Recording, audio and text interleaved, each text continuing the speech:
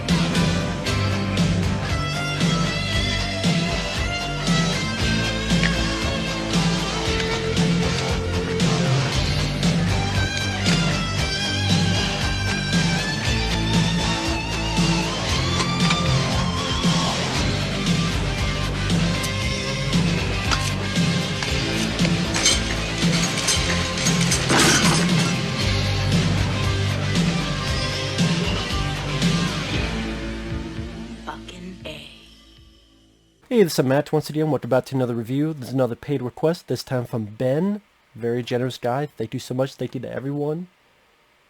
If anyone wants to request any other type of video or topic or review, anything in between, feel free to send it either directly to my PayPal or join my Patreon. Both links are down below in the info box. And this is a review of the 1997 film Good Will Hunting. And yes, this is a 15th anniversary Blu-ray. They had got this when Robin Williams passed away, because they're like, you know what, I want to get a lot of his movies. Because I miss this guy so much. I think when he passed away, I might have teared up. I might have. Which I know is strange, because I never met him. He never knew me. I never knew him personally. But of the celebrities that passed away, you know, I grew up with this guy, all the interviews, all the movies, everything I've seen of him. He seemed like the sweetest, like funniest guy with so much energy. So much energy. He was a talented comedic actor. He was a talented dramatic actor. And just, you know, cool stories, like hearing about how he worked on Cadillac Man, and one of the people and the cast was Judith Hoag. And the next film she was doing was the 1990 Ninja Turtles film. And Robin Williams like, hey, here's some comic books. And Judith Hoag would tell about how Robin Williams introduced her to this, the Ninja Turtles. Or like I think it was his daughter named Zelda. I just imagine, like, if Robin Williams was around today, imagine him, someone be like, hey man, do a video game live stream, just for fun. You know, or talk about, I mean, so much stuff, man. So much stuff. He's so missed. And he won an Oscar for this, and I thought he did a really good job. And this is a solid film. I really don't have much issues with it. I mean, Ben Affleck, Matt Damon, they were getting some parts, but not the parts they wanted. So they thought, let's write a script that we could really sink our teeth into. They got Gus Van Sant. Some of the directors that were talked about, Mel Gibson wanted to direct it, and he also wanted to play this role. And they said, well, that's cool, but they had some, you know, disagreements with Mel. Courteous, nice, but like they really wanted Gus Van Sant to direct it. They're like, hey man, you know, could you give us, like, because Harvey Weinstein, I know, his company produced this. It's like, could you, you know, if you say you don't keep waiting, Harvey's going to wait for you forever. Do you tell him either you will do it or not, give him a finite answer? And Mel Gibson was cool. It was like, that's cool. That he was busy to do something else. I think this is the time he did like Conspiracy Theory, I believe. I think that was 97. Soon after, I think Lethal Weapon 4 was around the corner as well. This wasn't that 98? I can't remember year-wise, but also Michael Mann. But Michael Mann wanted a bit more of a crime element, so like these guys, they'd be like stealing cars as well. And one of the reasons Michael Mann did not do it, he did not like Matt Damon. He thought Matt Damon could not carry the film. He thought Matt Damon was bad. And Gus Van Sant, I'm not even a big Gus Van Sant fan. I mean, he did Psycho, the remake. One of the most pointless remakes of all time. But this is a well-made movie. You know, Matt Damon, I think he's a good actor. Whether it be in The Departed, whether it be in The Martian. He's not my problem with the Bourne films. It's the way the action scenes are filmed and edited and made. And then the stories just felt the same after a while.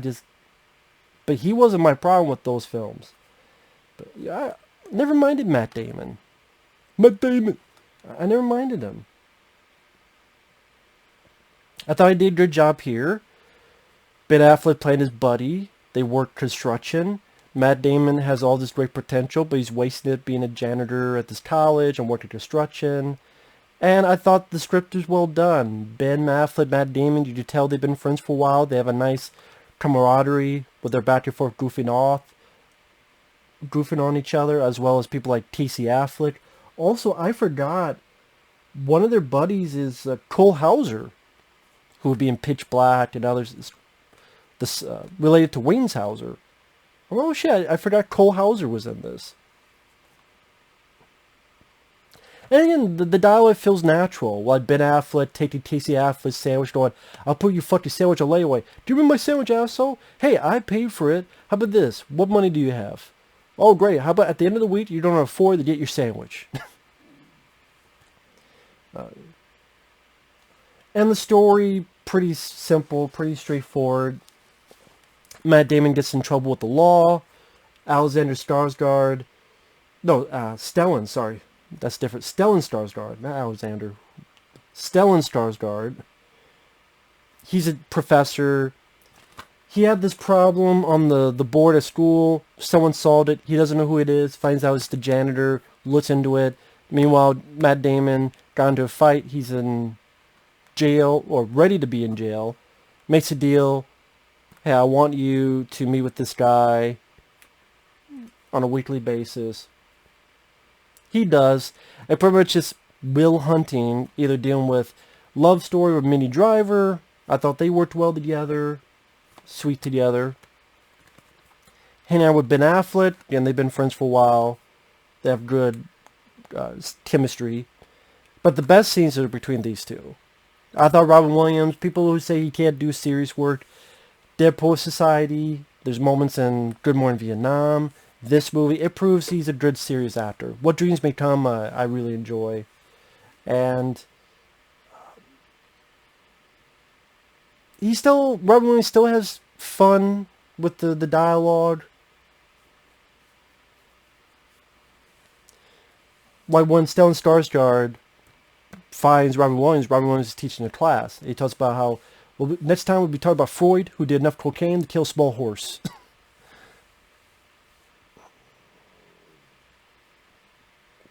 Oh, when he first meets Matt Damon, and he says, oh, you're smoking, huh?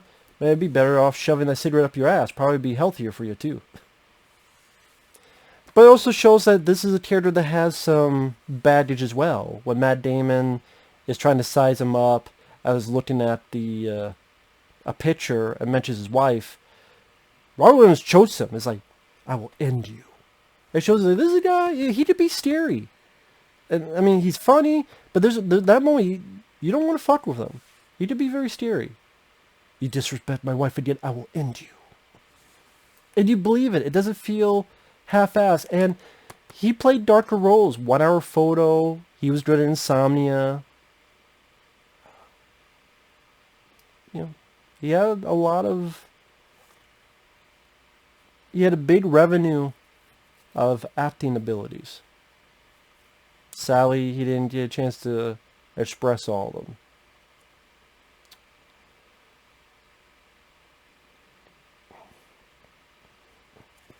But when they interact with each other, I do think that's the heart of the movie.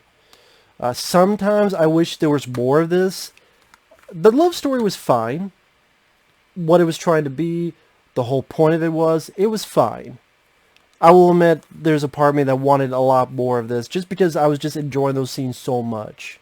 But I get why this love story is in there. It's just, again, these are my favorite bits in the movie. And I don't know if I could find the speech or do it any justice, but I thought Robin Williams gave such a good speech at one point when they're outside. I'm not sure if I can find it, but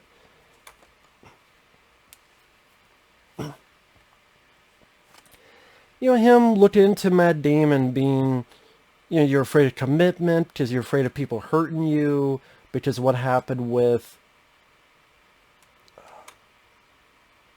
your past. What happened with his past, where he had, I believe his stepfather was abusive, and there's a point where Matt Damon says, well, you know what, he made me choose either whip or a wrench, and he chose the wrench. And why he did that. He pushes people away before they have a chance to fail him, because he doesn't want to be hurt again. And that's also reasons why he doesn't want to go up to the next level, because he's afraid of change, afraid of failing, afraid of the future, and what that could entail with his girlfriend. Like, what if he commits his girlfriend? What if she does something and he gets hurt? There's even a point later on where Robin Williams goes, you're bound by nothing. What do you want? It's funny, you can't even answer that simple question. And even Ben Affleck, I like the bit with Ben Affleck. Like, you know what, if you're here by the time you're 50, I'll kill you myself. You're sitting on a winning lottery ticket, and you're too much of a pussy to cash it in. See, I have to do this. You don't. You know what the best part of my day is? When I go up to your place, and for a minute, I think maybe you're not there. Maybe you left to higher aspirations. That's not exactly the dialogue, but again, he's saying it through love. Like, you're my friend, I love you. The fact you're wasting this pisses me off. Don't waste it.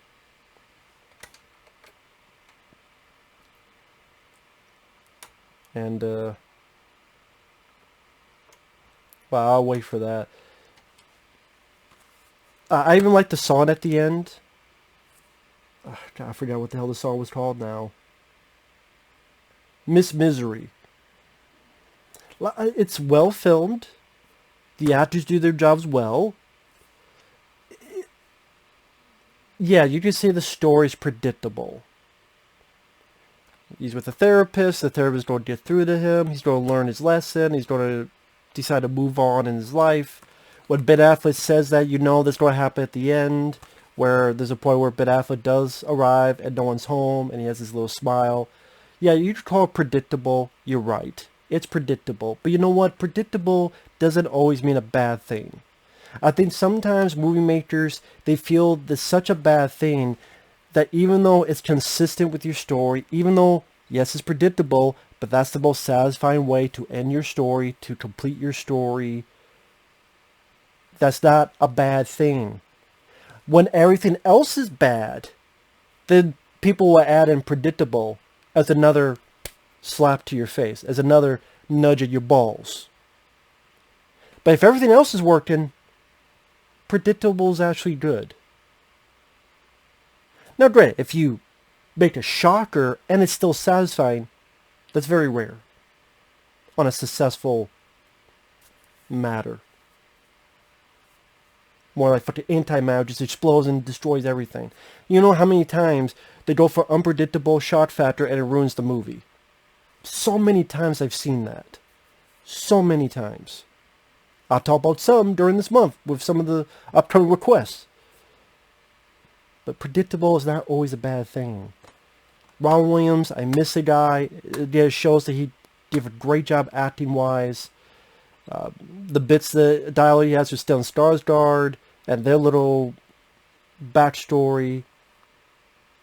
When he stands up to his bully who thinks Ben Affleck, all these other friends are not smart, and Matt Damon overwhelms him with his knowledge. Well, you know what? You'll be a janitor. Yeah, but at least I won't be at least I won't be unoriginal. Hey, you like apples? Shows they got the number of the girl. How you like them apples? So yeah, I think this is a very well done flick. And the Blu-ray has a 4-part making of, with newer interviews with Matt Damon, Ben Affleck, and Robin Williams. And even Kevin Smith, because when they were writing the script, they were friends with Kevin Smith. And Kevin Smith worked on like the MTV ads, and Matt Damon was in some of them. And then Ben Affleck worked with on Mallrats, Chasing Amy. As Kevin Smith knew some people, so he got the script to some guy, and that got to Harvey Weinstein, and then helped get the picture made. So yeah, even Kevin Smith has a little interview. There's a commentary with Gus Van Sant, Matt Damon, Ben Affleck. I didn't listen to that. Just didn't have time. Deleted scenes, featurettes back in the day. So quite a few features. Not too bad of an addition. The scene where he finally gets into Matt Damon. It's not your fault. I know. It's not your fault. I know. Okay? It's not your fault. Just fuck off, man. I thought that was a nice emotional moment. And you see the respect.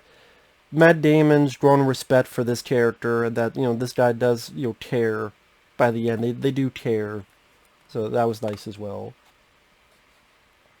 But that speech,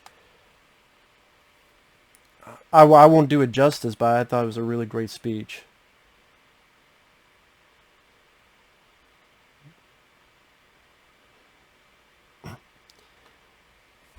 You're just a kid. You don't have... let me start. Okay. You're just a kid. You don't have the faintest idea what you're talking about. Oh, thank you. It's alright. You ever been out of Boston? Nope. Right. So if I asked you about art, you probably talk about every art book ever written.